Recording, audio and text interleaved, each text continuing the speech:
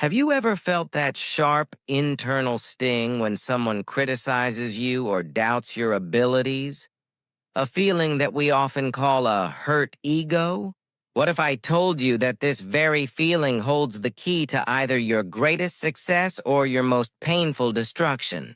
When a person's ego is hurt, a powerful energy is unleashed. Either this energy is channeled, and it creates a storm of ambition that makes them incredibly successful in life, or this very same energy, if uncontrolled, can turn inward and destroy them.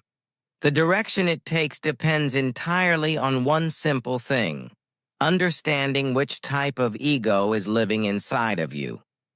Subscribe to English Vibe Daily right now, because who knows, maybe later we won't get a chance to meet again. Hello, my friends, and a very warm welcome back to English Vibe Daily. I'm Adam, and today we are going to dive deep into a very powerful and personal topic. We are going to talk about the concept of the ego, exploring 3 different types of ego and discovering which one might be driving your actions. You will learn the incredible benefits and the hidden disadvantages that each type of ego can bring into your life. In this session, I will speak slowly and clearly. I will use simple, powerful words, and I will repeat the key ideas so that these profound psychological concepts can become clear and useful for you. I warmly invite you to shadow along with me, not just to practice English, but to embark on a journey of self-discovery. Are you ready? Take a deep, honest breath, and let's begin together. The unstoppable force of the resilience. Ego. Let's begin by exploring a type of ego that is the engine behind so many great success stories. I call it the resilience ego.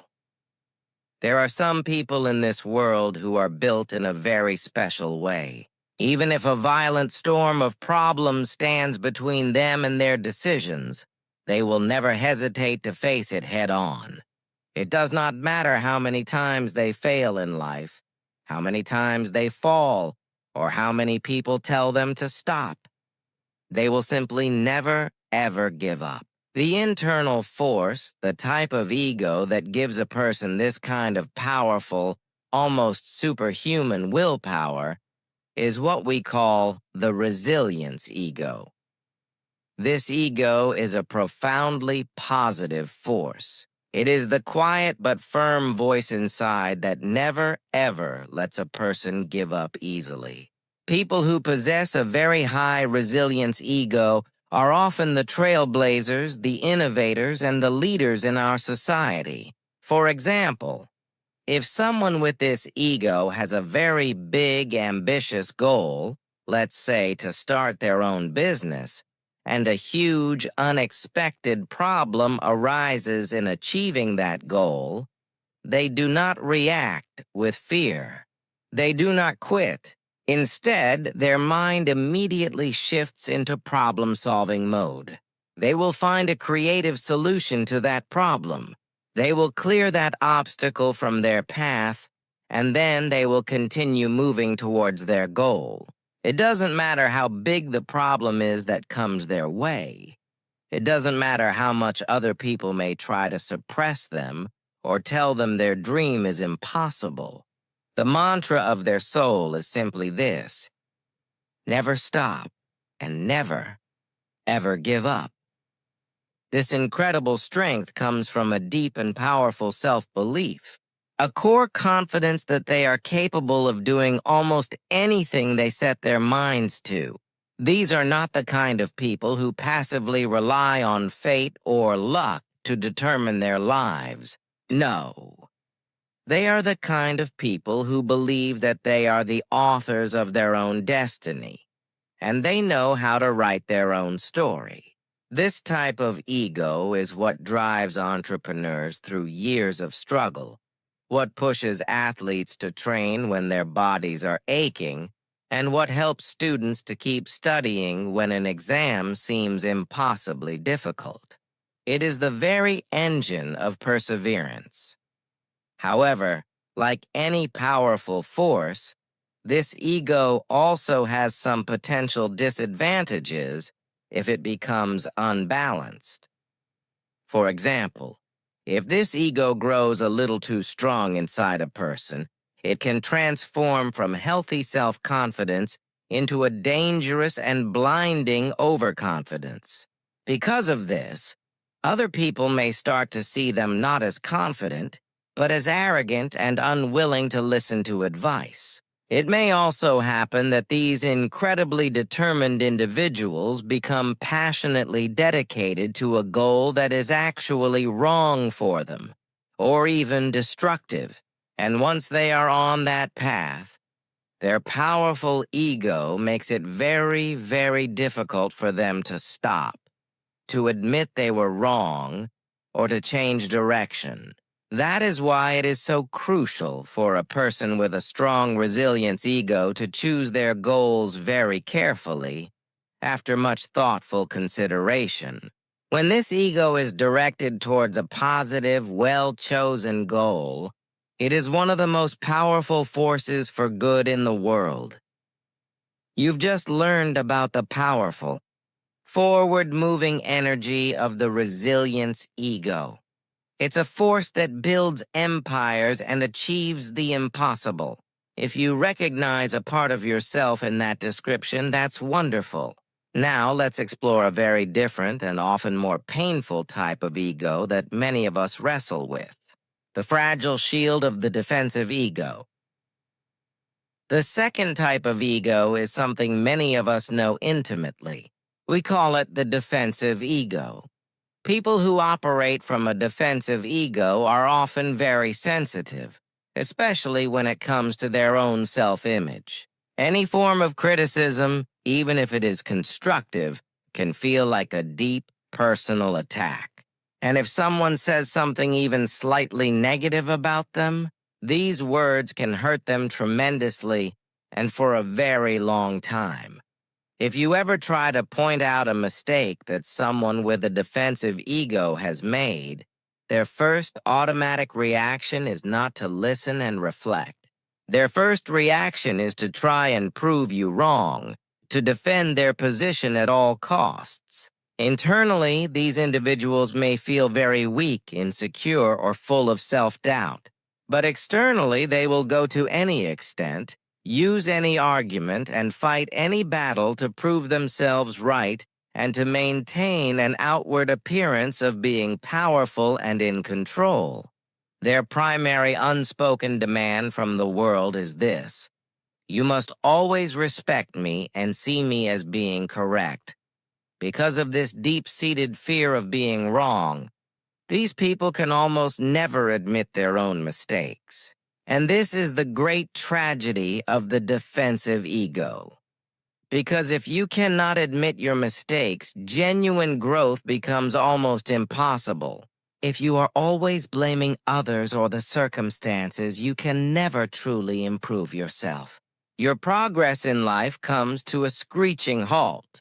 However, this does not mean that having a defensive side is entirely negative.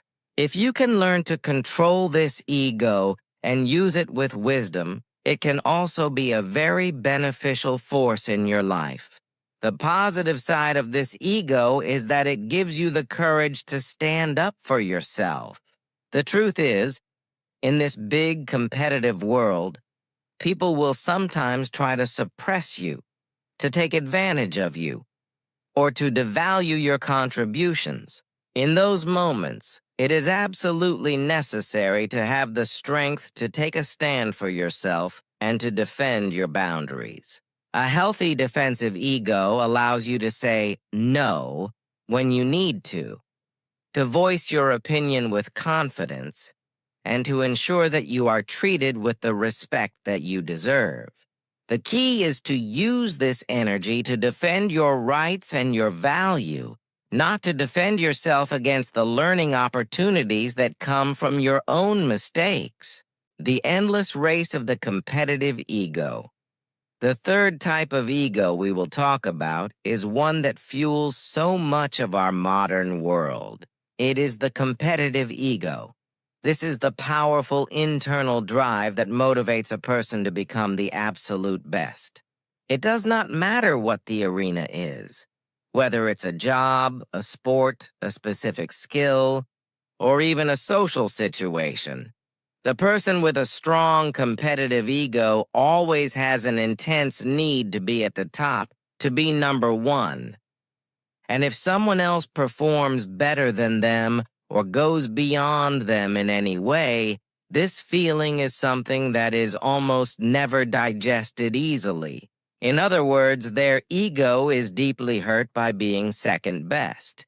Because of this constant need to be on top, they are always relentlessly dedicated to improving themselves. You probably know someone in your own life who seems to be in a constant state of friendly or sometimes not so friendly competition. Such people are often full of a powerful and dynamic energy. They are often risk takers, they are filled with confidence, and they possess an incredible determination to succeed. To a certain extent, having this competitive ego is absolutely fine and can even be very healthy for self-improvement. It is the fire that pushes us to practice harder, to study longer, and to achieve things we never thought were possible. However, if this ego goes beyond a healthy limit and takes control of a person's life, it can become a powerful source of constant gnawing jealousy and a deep, pervasive fear. The fear that someone else might surpass you, that you might lose your top spot. And it is also possible that people driven by an out-of-control competitive ego might start competing in things that are ultimately unhealthy or that even cause harm to themselves or others, just for the sake of winning. They might sacrifice their relationships, their health, or their own integrity just to stay ahead. The challenge for a person with this ego is to learn to compete with themselves, to be a better version of themselves than they were yesterday, rather than constantly competing with the people around them. So, why is understanding our ego so incredibly necessary for our own self-improvement? A healthy ego can be the greatest motivator for our personal growth. But an unchecked, oversized ego can be our greatest downfall. It is a double-edged sword.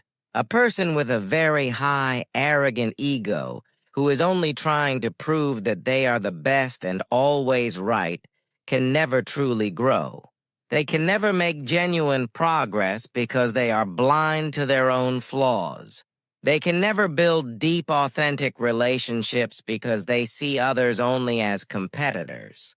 But a person who learns to use their ego as a tool, to use their resilience, their healthy self-defense, and their competitive fire in a balanced and conscious way, can achieve truly incredible things. That is why having an ego is beneficial for our growth. But letting our ego control us can hurt our relationships and our lives. I truly hope today's exploration has been helpful.